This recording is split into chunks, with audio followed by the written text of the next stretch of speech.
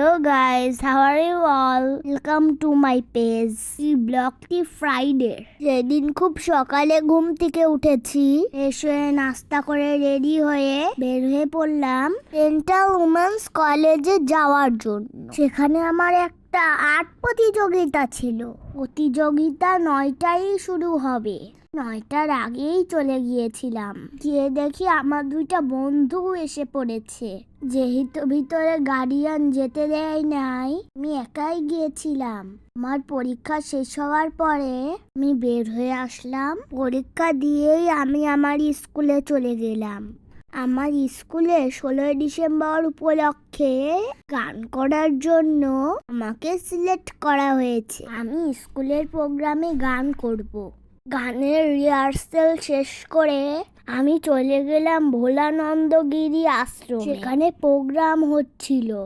তারপর সেখানে একটু থেকে বাসায় চলে গেলাম। বাসায় একটু রেস্ট নিয়ে সন্ধ্যায় চলে গেলাম আমার ছোট্ট একটা ভালোবাসার জায়গা সুরতুলিকাতে। এখানে আজকে গানের প্রোগ্রাম ছিল।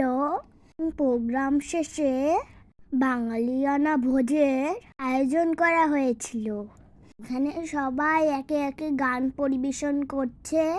আমিও বেশ কয়েকটা গান করেছি। ছোট বড় সবাই বিভিন্ন রকমের গান করেছে। গান শেষে মজার খেলারও আয়োজন করা হয়েছিল। গানের প্রোগ্রামটা খুব সুন্দরভাবে শেষ হয়েছে। এই যে অনুষ্ঠান শেষ হওয়ার পরে চলে আসলো খাওয়া দাওয়ার পর্ব।